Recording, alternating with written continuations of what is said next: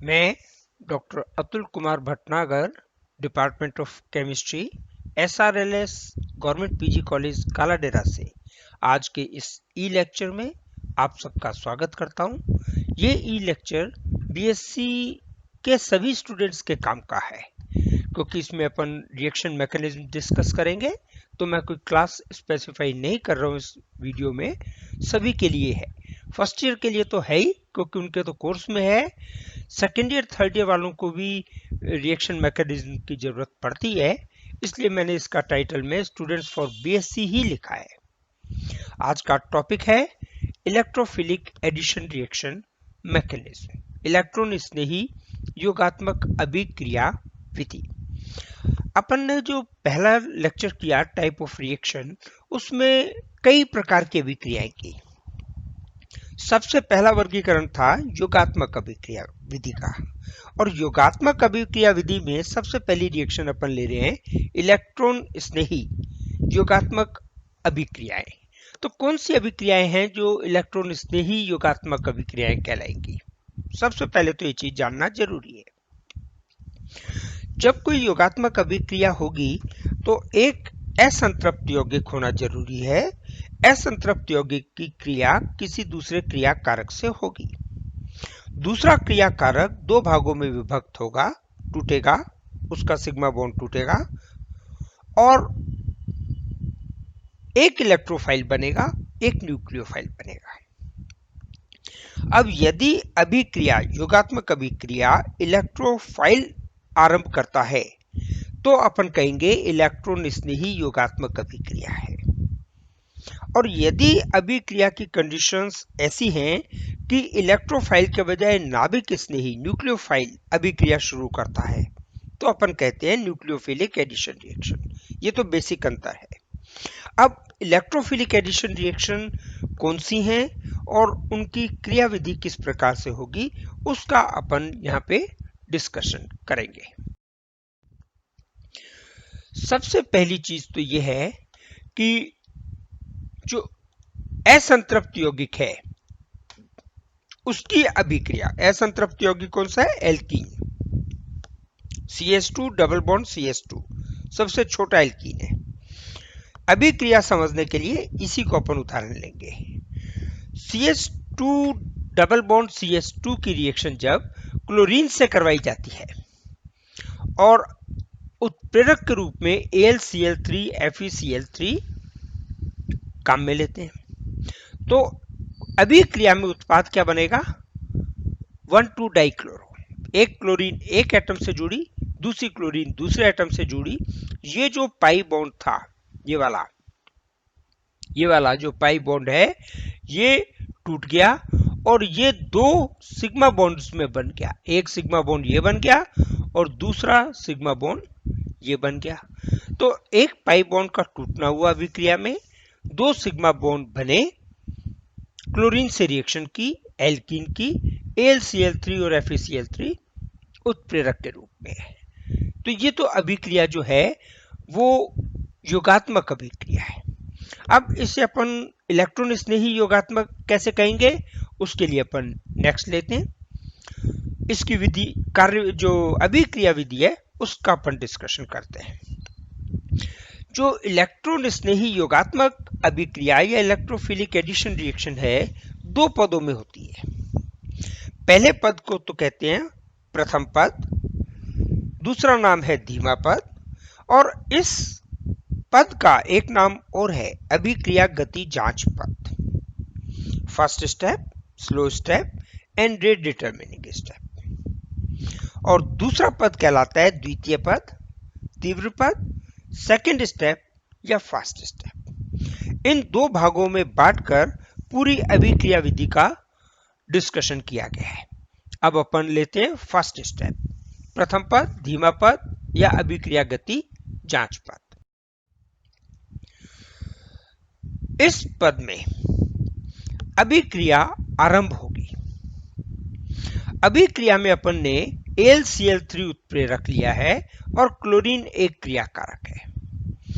इन दोनों की अभिक्रिया से एक इलेक्ट्रॉन स्नेही बनेगा जो असंतृप्त यौगिक के साथ क्रिया करेगा। अब आप ये देखें AlCl3 इसके साथ ये अभिक्रिया किया, ये Cl और AlCl3 ये मिलकर के क्या बन गया, एक AlCl4 माइनस योगोत्पाद बन गया। अब इस अभिक्रिया में आपने क्या देखा कि जो उत्प्रेरक लिया था उस उत्प्रेरक ने क्रियाकारी मिश्रण में उपस्थित या क्रियाकारी मिश्रण में बनने वाले नाभिक स्नेही को ट्रैप कर लिया, अपने साथ जोड़ लिया। उसका क्या नतीजा हुआ कि जो नाभिक स्नेही क्रियाकारी मिश्रण में बना वो AlCl3 के साथ जुड़कर एक्टिव कंपोनेंट से हट गया और एक योग उत्पाद बना के साइड में हट गया। तो क्रियाकारी मिश्रण में जो नाभिक स्नेही है वो अपन ने AlCl3 या उत्प्रेरक के माध्यम से हटा दिया। दूसरा भाग इलेक्ट्रॉन स्नेही इलेक्ट्रोफाइल वो क्रियाकारी मिश्रण में मौजूद है। इलेक्ट्रोफाइल चूंकि क्रियाकारी मिश्रण में मौजूद है इसलिए अभिक्रिया कौन करेगा, इलेक्ट्रोफाइल। तो अभिक्रिया का आरंभ कौन कर रहा है, इलेक्ट्रोफाइल, इलेक्ट्रॉन स्नेही। इसीलिए इस अभिक्रिया का नाम इलेक्ट्रॉन स्नेही योगात्मक अभिक्रिया है। योगात्मक तो है ही, एल्कीन के बॉन्ड टूटेंगे, सहसंयोजक बॉन्ड टूटेगा और दो पाई बॉन्ड से दो सिग्मा बॉन्ड बन जाएंगे।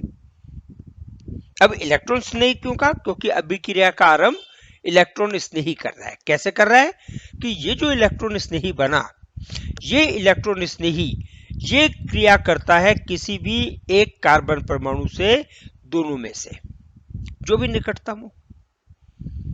तो उसका क्या नतीजा आएगा कि क्लोरीन उस कार्बन के साथ जुड़ जाएगा, ये पाई बॉन्ड टूटेगा और इस प्रकार टूटेगा कि इसका इलेक्ट्रॉन युग्म दूसरे कार्बन इसका इलेक्ट्रॉन युग्म उसके पास से हट जाए, या अपन सीधे शब्दों में कहें कि ये जो धन आवेश है वो इस दूसरे कार्बन परमाणु पे आ जाएगा। तो क्लोरीन ने इसके साथ बॉन्ड बना लिया, bond pair of electron chlorine और इसके बीच में आ गया पाई बॉन्ड का, इसके पास से इलेक्ट्रॉन कम हो गया, इसके ऊपर धन आवेश आ गया। ये क्लोरीन यहां से जुड़ा है इस कार्बन से, ये इसके साथ भी जुड़ता है, जब इसके साथ जुड़ता है तो ये धनावेश इधर आ जाता है। तो दो संरचनाएं बनती है, एक में क्लोरीन इस कार्बन से जुड़ा हुआ है, एक में क्लोरीन इस कार्बन से जुड़ा हुआ है। और इन दो बनने वाली संरचनाओं को अपन क्या कहते हैं, अनुनादी संरचनाएं। लगातार ये दोनों संरचनाएं एक दूसरे में परिवर्तित होती रहती है और इसी प्रक्रिया को क्या कहते हैं, अनुनाद। यही अपन ने शब्दों में लिखा है। प्रथम पद में आरंभ अभिक्रिया आरंभ करने के लिए इलेक्ट्रोफाइल का निर्माण होता है, ये इलेक्ट्रोफाइल बना। इलेक्ट्रॉन स्नेही असंतृप्त परमाणुओं में से निकटतम कार्बन परमाणु से जुड़कर मध्यवर्ती कार्बोनियम आयन बनाता है। तो ये क्लोरीन जुड़ा इस निकटतम कार्बन से और ये अपने पास कार्बोनियम आयन बना, और कार्बोनियम आयन में लगातार धन आवेश एक कार्बन से दूसरे पे स्थानांतरित हो रहा है, जिसके कारण अनुनादी संरचनाएं बनती है। और अनुनादी संरचनाएं बनने से जो कार्बोनियम आयन है उसका स्थायित्व बढ़ता है। जब स्थायित्व बढ़ेगा तो कार्बोनियम आयन क्रियाकारी मिश्रण में अधिक देर के लिए क्रिया करने के लिए, ध्यान से सुने, स्थायित्व बढ़ने के बाद में कार्बोनियम आयन क्रिया करने के लिए अधिक समय तक क्रियाकारी मिश्रण में उपलब्ध रहेगा। तो जो नाभिक स्नेही है, जो ये वाला Cl- बना, इसको अधिकतम समय मिलेगा इस मध्यवर्ती आयन के साथ जुड़ने का और उत्पाद बनाने का। इस अनुनादी संरचनाओं को एक समान संरचना के द्वारा प्रदर्शित किया जाता है, जिसे अनुनादी संकर कहते हैं। तो इसमें देखो आप, ये क्लोरीन इस कार्बन से जुड़ा है, ये सेम क्लोरीन इस कार्बन से भी जुड़ा है, दोनों पे लगातार स्थानांतरित हो रहा है। तो अपन ने क्या है, प्लस आवेश तो कर दिया Cl पे, और दोनों जो बॉन्ड हैं वो अर्ध बॉन्ड दिखाए हैं, डॉटेड लाइन से दिखाए हैं कि ये बॉन्ड लगातार शिफ्ट हो रहे हैं और इनके शिफ्टिंग के कारण प्लस आवेश कभी इधर है कभी इधर है। तो ये धन आवेश इसमें इस ट्रायंगल में जो बना है इसमें डेवलप हो जाता है। और ये अनुनादी संकर जो बना है ये क्रिया करता है दूसरे पद में। वो क्या है उसका डिस्कशन करते हैं अपन। द्वितीय पद, सेकंड स्टेप, तीव्र पद या फास्ट स्टेप। क्यों कहते हैं इसे तीव्र पद? क्योंकि प्रथम पद में जो अनुनादी संकर बना है ये अनुनादी संकर AlCl4 के साथ तीव्रता से रिएक्शन करता है। क्यों? क्योंकि AlCl4 तो पहले पद में बन चुका, क्रियाकारी मिश्रण में मौजूद है। जैसे ही धनावेशित आयन बनता है ये ऋणावेशित आयन इसके साथ क्रिया कर लेता है और इसके क्रिया करने के फलस्वरूप इसमें से Cl हट जाएगा। तो आपको माइनस क्या हो जाएगा? AlCl3, ये आपको माइनस हो जाएगा Cl3, ये बाहर निकल गया। तो उत्प्रेरक में अपन ने क्या लिया था? AlCl3 को, और क्रिया के उपरांत अपने को क्या मिल गया? AlCl3 वापस मिल गया। ये इसका मतलब AlCl3 एक उत्प्रेरक का काम कर रहा है जो क्रिया में भाग नहीं ले रहा, क्रिया में भाग ले रहा है, उत्पाद बनाने में भाग नहीं ले रहा, आरंभ कर रहा है क्रिया को बस, और उत्प्रेरक कहलाता है कोई भी ऐसा है। और ये जो क्लोरीन है इसमें से हटा वो इस कार्बन के साथ जुड़ेगा, दोनों में से किसी एक कार्बन के साथ। अब अपन ने इसको जो दिखाया है, एक क्लोरीन इधर दिखाया है, एक क्लोरीन अपोजिट डायरेक्शन में दिखाया है। ऐसा क्यों? ये एक विशेष रिएक्शन है, इसमें स्टीरियो स्पेसिफिक उत्पाद बनेगा। अब आप ये देखें, इस कार्बन पे दोनों साइड इस क्लोरीन ने बुक कर दी, ब्लॉक कर दी। अब जो नाभिक स्नेही है वो इस दिशा से नहीं आ सकता इस दिशा से, क्योंकि क्लोरीन जुड़ा हुआ है। इस दिशा से भी नहीं आ सकता, क्योंकि कभी क्लोरीन इधर जुड़ा है कभी क्लोरीन उधर जुड़ा है। तो जो Cl माइनस है, ये Cl माइनस कहां से आया? ये नाभिक स्नेही है जो इसके साथ जुड़ा हुआ था। ये अटैक करेगा उस दिशा में विपरीत दिशा में जिधर क्लोरीन जुड़ा हुआ है। या सीधे शब्दों में बात करें तो ये नाभिक स्नेही इलेक्ट्रॉन स्नेही की जुड़े हुए दिशा के विपरीत दिशा से जुड़ेगा। ये जुड़ेगा और अभिक्रिया होगी और उत्पाद क्या बनेगा? स्टीरियो स्पेसिफिक, जिसमें ट्रांस प्रोडक्ट बनेगा, सिस कभी नहीं बनेगा। तो ध्यान रखना, इसके अंदर सिस प्रोडक्ट कभी नहीं बनता। दोनों क्लोरीन एक तरफ मत दर्शाना, एक दूसरे के विपरीत दिशा में दर्शाना है। और दूसरे पद में लगने वाला जो समय है वो पहले पद में लगने वाले समय की तुलना में बहुत ही कम है, इतना नगण्य है कि उसे ज्ञात नहीं किया जा पाता। इसलिए दूसरे पद में लगने वाले समय को नगण्य मान के छोड़ देते हैं। तो अभिक्रिया गति जब जांच की जाती है या जांची जाती है तो प्रथम पद में लगने वाला समय ही अभिक्रिया की गति माना जाता है,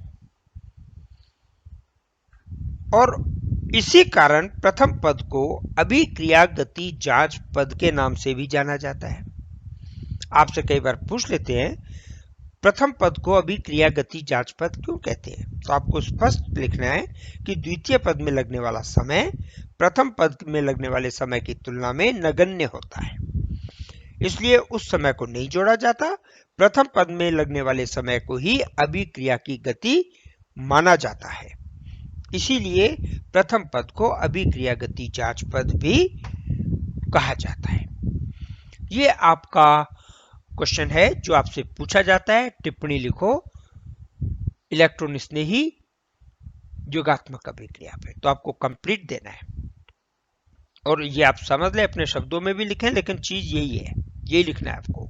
अभिक्रिया आप ध्यान रखें और वीडियो को लाइक करके अपनी लाइब्रेरी में रख लें चैनल को सब्सक्राइब कर लें। बार बार मैं आपसे कह रहा हूँ, क्योंकि परिस्थितियां क्या रहेगी कह नहीं सकते। आपको आज चाहिए हो किसी प्रतियोगी परीक्षा के लिए चाहिए हो, तो ये चैनल आपने सब्सक्राइब कर रखा होगा, तो ये सारी वीडियो आपको मिलती रहेंगी और आप उस समय तैयारी कर पाएंगे। धन्यवाद।